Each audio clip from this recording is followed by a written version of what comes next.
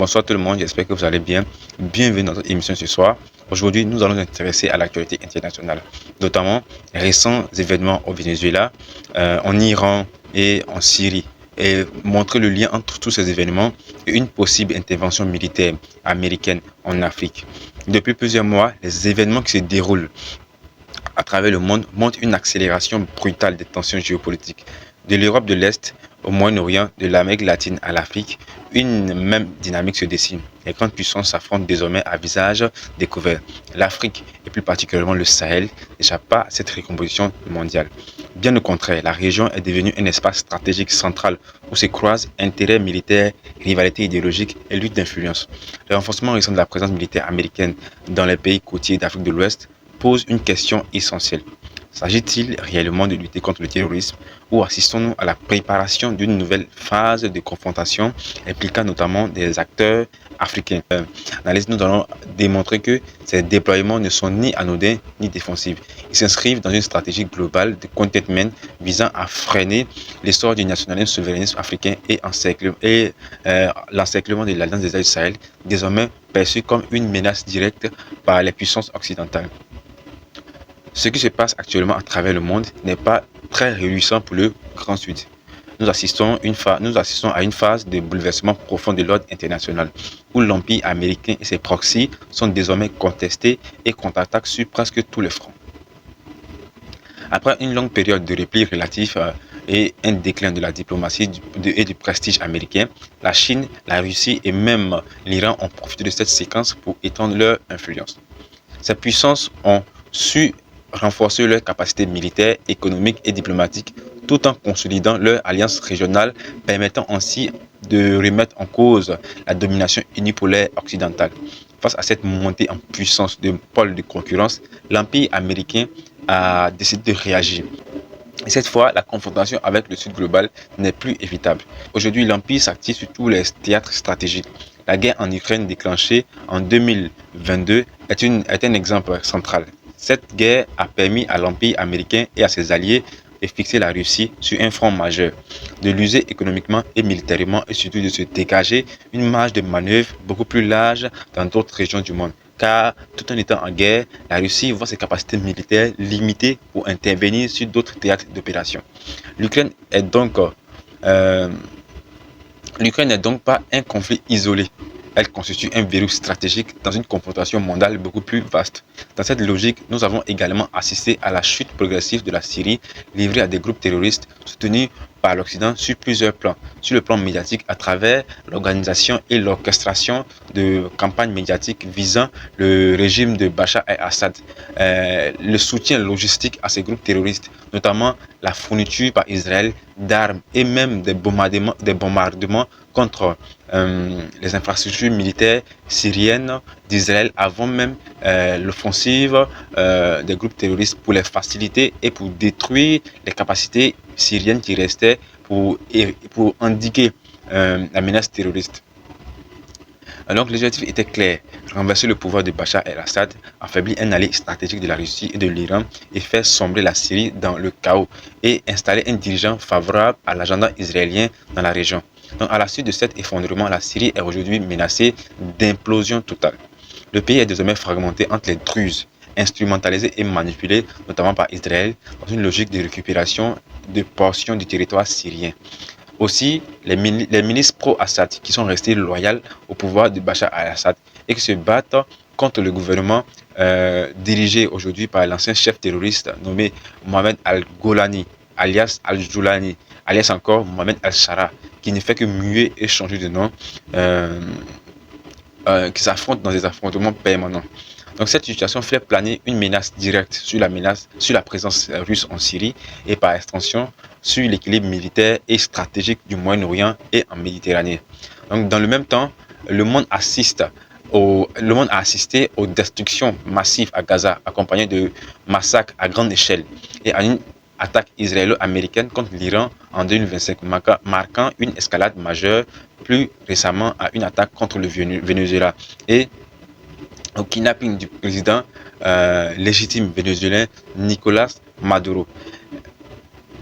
On a aussi assisté à de nouvelles tentatives de déstabilisation menées contre l'Iran. Donc tous ces événements ne sont pas isolés, ils ne sont euh, ni accidentés ni spontanés. Ces événements montrent clairement que l'Empire américain montre que l'Empire américain, conscient de son déclin relatif, a décidé de lever le max et de ne plus se cacher derrière des discours mielleux de respect des droits de l'homme, de respect de droit international et tout ça. Donc, l'Empire ne pouvant plus maintenir sa domination par les seuls moyens diplomatiques ou économiques, il a choisi de lancer plusieurs offensives simultanées contre les centres de construction du monde multipolaire. Ce nouveau monde est perçu par l'Occident comme une menace directe contre sa mainmise sur les ressources, son contrôle des routes stratégiques et son hégémonie politique et militaire sur le reste du monde. Cette année 2026, au vu de l'ampleur que prend cette nouvelle stratégie américaine et à la lumière des événements récents, on comprend très vite que le monde entre dans une phase à très haut risque. Les confrontations vont s'intensifier. Il faudra s'attendre à toutes les situations possibles, y compris les plus extrêmes. Le monde n'est plus dans une phase de transition. Il est entré dans une phase de confrontation globale ouverte. Après tous ces événements, les derniers repositionnements de la présence américaine en Afrique de l'Ouest doivent être analysés avec la plus grande attention. Le cas du Ghana est particulièrement révélateur. Le déplacement des moyens militaires de l'Africom, auparavant concentré sur la base de Djibouti vers le Ghana, marque un tournant stratégique majeur. Officiellement, cette présence américaine renforcée est justifiée par la lutte contre le terrorisme. Mais dans le même temps, les mêmes puissances occidentales n'hésitent pas à faire l'éloge de chefs terroristes, comme on l'a vu aux États-Unis, où Mohamed Al-Shara, ancien chef terroriste, sur la tête duquel on avait mis une prime de 10 millions de dollars, accueilli à la Maison-Blanche et aussi à l'Élysée en France. Donc, ces puissances occidentales n'hésitent pas à faire l'éloge des chefs terroristes lorsqu'ils servent leur objectif géopolitique ailleurs. Donc cette contradiction n'est pas une incohérence, c'est en réalité une doctrine, une logique, une idéologie, une manière d'agir de l'Occident depuis des décennies. Donc il faut donc comprendre très rapidement une chose essentielle. L'alliance dans cette réconfiguration, dans cette nouvelle stratégie, l'Alliance des États du Sahel est désormais la prochaine cible logique de l'Empire. Pour mesurer le danger réel et imminent qui pèse sur l'Alliance des États du Sahel, il est indispensable d'étudier les événements sur d'autres terrains d'opération, comme on vient de dire là, en Syrie et aussi en Iran. Prenons le cas de la Syrie. La Syrie en est un exemple central. Comment des milices terroristes ont été armées, financées et protégées. Comment des chefs militaires ont été achetés, retournés ou neutralisés. Comment l'État a été affaibli de l'intérieur avant d'être attaqué de l'extérieur. Le Venezuela offre un autre cas révélateur, notamment lors de la prise, lors du kidnapping du président Nicolas Maduro, où la corruption de certains segments militaires et l'ingérence étrangère qui a failli provoquer l'effondrement de l'État vénézuélien. Cette stratégie n'est pas nouvelle, c'est la même stratégie occidentale utilisée en Libye, menée contre le grand guide libyen Muammar el-Kadhafi. Une campagne de désinformation intense, la corruption des généraux et des militaires du haut cadre qui sont tout proches du dirigeant. Des alliances avec des groupes terroristes ont été menées, ont été conclues pour effectuer une offensive majeure contre le pouvoir central du guide libyen Muammar el-Kadhafi. Aussi, des bombardements ont été menés pour affaiblir les capacités militaires de réaction du guide libyen Muammar el-Kadhafi. C'est la même stratégie qu'ils ont voulu répliquer contre l'Iran. Donc ces exemples permettent de comprendre le type d'attaque ou d'agression auquel l'Alliance des États du Sahel pourrait être confrontée. Donc la question centrale est donc la suivante. L'Empire américano-occidental attaquera-t-il directement l'Alliance des États du Sahel ou indirectement? Donc à la lumière de la situation et des événements vus en Syrie, au Venezuela et plus précisément en Iran, la réponse est claire. Le danger qui guette l'AES ne prendra pas forcément la forme d'une invasion militaire classique, même si cette éventualité n'est pas exclue, ce sera plutôt ça sera plutôt une guerre hybride. Par exemple, des campagnes de déstabilisation interne, une instrumentalisation des fractures communautaires, et aussi l'infiltration des groupes armés terroristes, des guerres médiatiques massives et une pression diplomatique coordonnée. Donc, pour illustrer ce mécanisme, l'exemple iranien est aujourd'hui le plus parlant. Donc, considérons la situation iranienne. Comment la situation actuelle en Iran a débuté? Donc, la situation actuelle en Iran a débuté lorsque les manifestants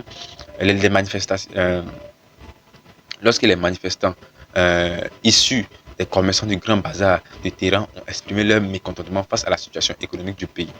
Donc, face à l'effondrement du pouvoir d'achat et l'inflation galopante et les difficultés structurelles aggravées par les sanctions économiques imposées depuis plusieurs décennies et une campagne médiatique massive, euh, certains commerçants en Iran se sont levés. À ce stade, il s'agissait d'une contestation sociale classique, mais très rapidement, le mouvement s'est étendu aux grands centres urbains, puis s'est concentré dans des zones stratégiquement sensibles, notamment les régions majoritairement kurdes à l'ouest de l'Iran, en particulier les zones frontalières avec l'Irak. Dans le même temps, les revendications ont dépassé le cadre économique pour devenir ouvertement politique, avec des appels explicites au renversement du pouvoir. Certains manifestants ont même scandé des slogans tels que mort à Khomeini. Très rapidement, la situation a basculé. Des milices kurdes armées azéries venues de l'Irak ou des forces américaines sont déployées et d'Azerbaïdjan, grand allié d'Israël, sont entrés en action. Plusieurs régions majoritairement kurdophones ont été attaquées ou brièvement prises sous contrôle. Des commissariats ont été ciblés et des policiers ont été tués par ces groupes armés. On n'était plus face à des manifestants. Nous étions carrément face à une tentative d'insurrection armée, structurée, organisée et alimentée depuis l'étranger. Du côté des États-Unis, Donald Trump a alors menacé l'Iran d'une intervention militaire directe si le pouvoir iranien utilisait son armée pour contraindre les manifestants à rentrer chez eux. Cette posture visait à faire croire qu'il s'agissait uniquement des manifestants pacifiques, alors même que des milices armées opéraient sur le terrain avec un objectif clair, déstabiliser l'État iranien. Dans le même temps, le fils du Shah, depuis les États-Unis, avec le soutien politique et médiatique de l'Occident, a tenté de se présenter comme les dirigeants légitimes d'un Iran que le narratif occidental décrivait déjà comme un régime sur le point de tomber. Ces médias et ces dirigeants qui se proclament généralement comme défenseurs de la démocratie, des droits humains et tout ça, se sont retrouvés à soutenir un régime impérial du Shah d'Iran pour simplement répondre, pour simplement conduire cette crise vers le vers leur agenda politique qu'ils veulent établir pour l'Iran. La menace américaine constitue en réalité une véritable carte blanche adressée aux milices. C'est une manière de dire aux milices: attaquez les forces de l'ordre, attaquez les bâtiments gouvernementaux, nous vous couvrons politiquement et médiatiquement. Donc très rapidement, des services israéliens et américains ont laissé filtrer, y compris par des publications et messages explicites, que leurs hommes étaient présents sur le terrain en Iran et qu'ils participaient activement à cette opération de changement de régime considérée par l'axe américano-israélien. Mais avant de plonger dans la suite de notre analyse, il est important de rappeler une chose essentielle. Le monde vu d'Afrique s'est fixé pour objectif de bâtir une véritable communauté africaine capable de porter la voix de l'Afrique sur l'actualité africaine, mais aussi sur les grands enjeux internationaux. Il s'agit d'une vision du monde vue depuis l'Afrique, pensée par les Africains eux-mêmes. Notre ambition est claire: construire un narratif africain et reprendre le contrôle du récit sur les enjeux mondiaux, géopolitiques, sécuritaires et stratégiques qui concernent directement notre continent. Mais pour atteindre cet objectif, votre soutien est indispensable. C'est grâce à vous que cette communauté peut grandir, s'imposer et aller encore plus loin. Donc n'attendez plus. Chers amis, abonnez-vous à la chaîne, activez la cloche de notification et likez aussi la vidéo. Maintenant, avant d'aller plus loin, prenons de la hauteur pour introduire d'autres éléments de lecture qui vont nous permettre d'avoir une cartographie globale de ce qui se passe réellement sur la scène internationale. Une question centrale se pose si nous voulons comprendre les récents événements en Iran. L'État iranien a-t-il été surpris par les récents événements? La réponse, selon nos analyses, est claire et sans équivoque: non. Plusieurs éléments et indices indiquent que l'Iran avait connaissance de ce qui se tramait dans l'ombre et qu'il a même anticipé des événements. D'abord, les données issues du suivi de l'aviation cargo montrent que plusieurs avions lourds de type Ilyushin 76 ont effectué de nombreux allers-retours entre Russie et l'Iran.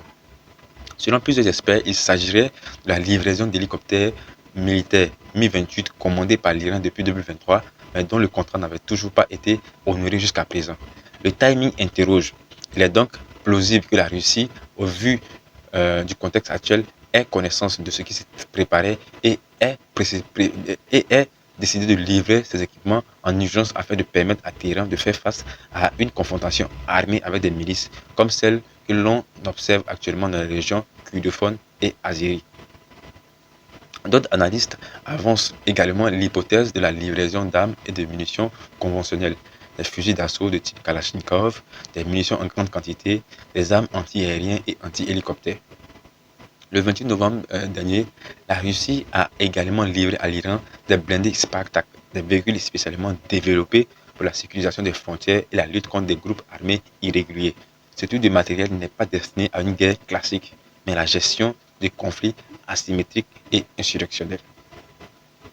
Si l'on met de bout à bout toutes ces informations, les livraisons d'hélicoptères, les armes et les munitions, les blindés spécialisés, il devient hautement probable que la Russie ait équipé l'Iran de manière préventive en anticipation d'un scénario de type syrien ou libyen, fondé sur l'action de milices armées et la déstabilisation interne suivie de frappes aériennes pour favoriser un changement de régime en Iran. Certes, nous ne disposons pas d'éléments directs ou officiels, mais les indices dits indirects, eux, sont nombreux et cohérents. Ils permettent d'affirmer que la Russie et l'Iran savaient ce qui se préparait dans les coulisses. Nous savons depuis longtemps que les services israéliens et américains britanniques sont profondément infiltrés à l'intérieur de l'Iran. La démonstration a été flagrante lors de la guerre de 12 jours. Au-delà de l'infiltration extérieure, il existe également des relais internes. Les États-Unis et Israël disposent au sein du pouvoir ou de l'élite dirigeante iranienne des alliés. Donc cette élite pro-occidentale motivée par des intérêts personnels pousse activement à un changement de régime.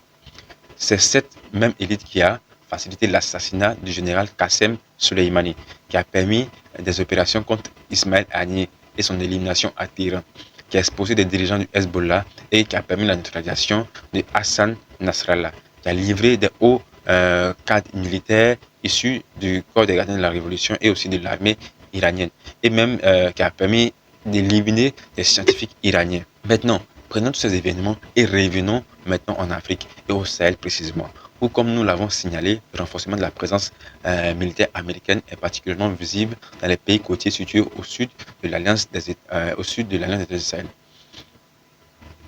Le général Michael Langley, ancien chef du commandement militaire pour l'Afrique, AFRICOM, avait déclaré que la coopération militaire des États-Unis allait désormais se concentrer en Afrique de l'Ouest sur les pays côtiers qui partagent avec Washington leurs valeurs démocratiques et aussi les objectifs américains. Sous son égide, les discussions avaient été initiées avec la Côte d'Ivoire et le Bénin pour l'installation d'une base militaire américaine à Cotonou et aussi au nord de la Côte d'Ivoire. Donc parmi ces pays cités, la Côte d'Ivoire, le Ghana et la Côte d'Ivoire, le Bénin et le Ghana, il est important de comprendre les liens entre ces trois pays et la puissance impériale américaine. Prenons d'abord le cas du Ghana. Le pays serait, est-ce que le Ghana est devenu une base arrière pour les opérations militaires américaines en Afrique de l'Ouest?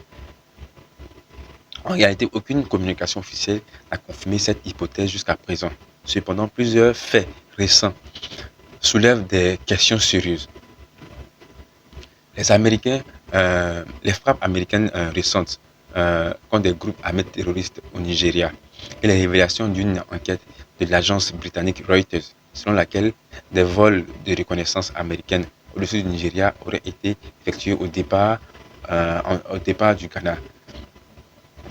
Des avions et des drones américains ont décollé du Ghana pour frapper le nord du Nigeria, même et pour effectuer des missions de reconnaissance sur le territoire nord nigérien. En plus, entre novembre et décembre 2025, une activité aérienne inhabituelle a été a été constatée au Ghana, marquée par l'arrivée de plus d'une vingtaine d'avions militaires américains provenant soit des États-Unis, soit de la base américaine de Djibouti. Selon Eliasu Tako, un journaliste ghanéen spécialisé dans les questions de défense euh, que j'ai lu et que je suis, cette intensité opérationnelle n'a jamais été vue au Ghana et est exceptionnelle. Donc, en s'appuyant sur les données de vol accessibles en ligne, il affirme n'avoir jamais observé une telle activité aérienne militaire dans le pays auparavant. Cette concentration d'appareils laisse penser à une préparation logistique et stratégique de grande ampleur qui dépasse même les frappes américaines contre, contre le Nigeria. Même dans ces frappes américaines contre le Nigeria, il y a eu des navires américains qui ont été utilisés. Les États-Unis ne sont pas obligés de déployer autant de moyens pour seulement effectuer des frappes contre 2-3 cibles au Nigeria. Pour comprendre ce contexte, il faut rappeler qu'en 2018, un accord de coopération militaire et de défense avait été signé entre le Ghana et les États-Unis. Cet accord autorisait Washington à accéder aux infrastructures militaires ghanéennes, à déployer des équipements et armements et utiliser les installations des forces armées du Ghana selon leurs besoins opérationnels. Une clause clé du contrat stipulait que les États-Unis peuvent déployer des armements au Ghana et acheminer leurs équipements dès qu'ils le jugent nécessaire, en utilisant les installations militaires des forces armées ghanéennes. Bien qu'aucune base militaire permanente américaine ne soit officiellement prévue sur le sol ghanéen, ces accords restent pleinement en vigueur. Dans les faits, ils transforment le Ghana en bastion stratégique américain où des unités et des armes peuvent être débarquées à tout moment pour soutenir des opérations militaires régionales, comme cela semble avoir été le cas lors des frappes menées au Nigeria. La Côte d'Ivoire, elle, apparaît de plus en plus clairement comme une pièce centrale du dispositif militaire américain en Afrique de l'Ouest, contrairement au Ghana, où la présence américaine reste enveloppée d'un certain flou diplomatique. Le cas ivoirien révèle une dynamique beaucoup plus assumée et structurée. En 2024, le Pentagone a engagé des négociations directes avec la Côte d'Ivoire et le Bénin en vue de l'installation de nouvelles bases militaires américaines. Le commandement de l'Africom avait d'ailleurs Le commandant de l'Africom avait d'ailleurs évoqué des négociations avancées pour accélérer l'implantation d'une base opérationnelle avancée à Abidjan et à Cotonou dans une logistique de projection régionale rapide. Mais au-delà de ces annonces officielles, ce sont surtout les faits sur le terrain qui confirment cette orientation stratégique. Les forces américaines redéploient régulièrement des unités de forces spéciales au Bénin, officiellement dans le cadre d'exercices conjoints. Ce type de déploiement classique dans la doctrine américaine sert souvent à prépositionner des troupes, cartographier le terrain, établir des réseaux logistiques et renforcer l'interopérabilité en vue d'opérations futures. En juillet 2024, plusieurs sources ont indiqué qu'Abidjan aurait donné son feu vert à la création d'une base militaire américaine à Haut-Guinée dans le nord du pays. Cette information a fait un tollé sur les réseaux sociaux en Afrique de l'Ouest et a suscité beaucoup de réactions. Officiellement, cette base serait destinée à lutter contre le terrorisme. Officieusement, son emplacement géographique et stratégique est hautement stratégique, à proximité directe du Mali, du Burkina Faso et donc de l'espace AES. En décembre 2025, d'autres informations ont été confirmées par la Côte d'Ivoire. D'autres informations ont été confirmées que la Côte d'Ivoire avait demandé le redéploiement d'avions de renseignement américains capables de surveiller électroniquement, d'intercepter des communications et des reconnaissances aériennes avancées. Officiellement, la Côte d'Ivoire a simplement demandé un redéploiement d'avions de renseignement américains. Mais ces avions de renseignement américains ont la capacité de pouvoir non seulement photographier les zones survolées, sont capables aussi de surveillance électronique, d'intercepter des communications et d'effectuer des reconnaissances aériennes avancées. Là encore, le prétexte invoqué est la lutte contre le terrorisme. Mais c'est précisément ici que l'analyse devient cruciale. Pourquoi un tel renforcement massif de la présence militaire américaine à un moment où les dirigeants actuels de Washington ont jeté le max, piétinent ouvertement le droit international et assument une logique de rapport de force brute? Si officiellement cette présence est justifiée par la lutte contre le terrorisme, il faut rappeler une réalité fondamentale. Les États-Unis n'ont jamais éradiquer le terrorisme là où ils se sont implantés. Pire encore, ils ont souvent été facteurs d'amplification des crises sécuritaires. L'histoire récente est sans appel. En Irak, en Libye, en Syrie, en Afghanistan et plus récemment au Sahel, au Niger. Dans de nombreux cas, des alliances directes ou indirectes ont été tissées entre les services occidentaux et les groupes terroristes utilisés comme outils de déstabilisation et de pression politique contre des États souverains. De nombreux dirigeants de groupes terroristes se sont révélés être à un moment ou à un autre des agents informateurs ou des relais des services occidentaux, notamment de la CIA ou du Mossad. L'exemple syrien est particulièrement révélateur. Un chef d'AQMI longtemps recherché, visé par un mandat d'arrêt international et assorti d'une prime de 10 millions de dollars, a fini par être blanchi, soutenu et réhabilité publiquement et politiquement par les États-Unis lorsque cela servait leurs intérêts stratégiques. Même si des conflits d'intérêts peuvent parfois opposer le maître et sa créature, il faut rappeler une réalité bien connue des analystes militaires. Les services occidentaux et moyen-orientaux possèdent une longue expérience dans l'instrumentalisation de groupes armés non étatiques pour provoquer le chaos, affaiblir des États et favoriser des changements de régime.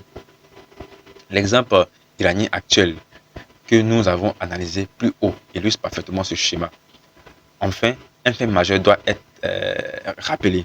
Après plusieurs années de présence militaire américaine au Niger, avec une base de drones ultra moderne, les États-Unis n'ont neutralisé aucun groupe terroriste majeur. Au contraire, les organisations armées n'ont fait que se renforcer, se multiplier et étendre leur zone d'action. Cela constitue une preuve irréfutable de la priorité américaine, que la priorité américaine n'est pas la lutte contre le terrorisme, mais l'exploitation du chaos sécuritaire comme levier stratégique pour maintenir sa présence et sa domination dans des zones stratégiques du monde. Le terrorisme moderne est en grande partie le produit d'ingénierie géopolitique construite avec la complicité de certaines monarchies salafistes du Moyen-Orient comme les Émirats arabes unis et aussi le Qatar, et recyclée selon les besoins de la politique étrangère occidentale. Donc, si cette présence américaine n'est manifestement pas destinée à lutter contre le terrorisme, quelle peut être alors sa finalité réelle? La réponse est claire. D'abord, contenir, freiner et étouffer la propagation du nationalisme souverainisme africain dans l'espace ouest africain, en particulier les pays côtiers dont les dirigeants restent alignés ou favorables à l'Occident. Depuis plusieurs années, l'Occident et en particulier les États-Unis observent avec inquiétude la montée d'un nationalisme souverainiste africain, assumé, incarné aujourd'hui par l'Alliance des États du Sahel. Ce courant idéologique et politique remet en cause la tutelle occidentale, rejette les mécanismes néocoloniaux, tisse des alliances stratégiques avec les alliés stratégiques des États-Unis, notamment la Russie, la Chine ou l'Iran, et évolue vers une logique confédérale, donc une autonomie stratégique collective. Or, ce modèle est hautement contagieux. Il inspire les peuples, fragilise les régimes alignés et menace directement les intérêts américains dans la région. Pendant des décennies, la gestion de l'espace francophone africain avait été déléguée à la France. Mais cette puissance tutélaire s'est retrouvée affaiblie, discréditée et expulsée politiquement et militairement de plusieurs pays du Sahel. Face à cet échec français, les États-Unis interviennent désormais directement sans intermédiaire pour endiguer la dynamique souverainiste, protéger les régimes alliés, empêcher l'extension du modèle AES vers les pays côtiers, où ces pays détiennent des intérêts stratégiques majeurs et pour éviter la perte de leur hégémonie carrément en Afrique de l'Ouest. Les dirigeants de ces États, en acceptant cette présence militaire étrangère, cherchent avant tout à se prémunir contre des soulèvements populaires, des coups d'État ou des dynamiques révolutionnaires susceptibles de faire tomber un régime comme on l'a récemment vu au Bénin. Ce qui se dessine en Afrique n'est ni nouveau ni isolé. Nous avons vu ce schéma en Amérique latine avec le Venezuela, au Moyen-Orient avec l'Iran et la Syrie. Sur le continent africain, ce renforcement militaire américain ne présage rien de pacifique. Deux scénarios principaux se dégagent. Premièrement, une opération militaire directe contre l'Alliance des États du Sahel. Mais cette option est très peu probable à court terme, mais ne doit pas être exclue dans un contexte d'escalade mondiale où le droit international ne fait plus euh, où le droit international n'est plus considéré par les puissances hégémoniques. Deuxièmement, une guerre indirecte et hybride. C'est le scénario le plus probable. Il s'agirait de la même tactique qui a fonctionné dans d'autres territoires.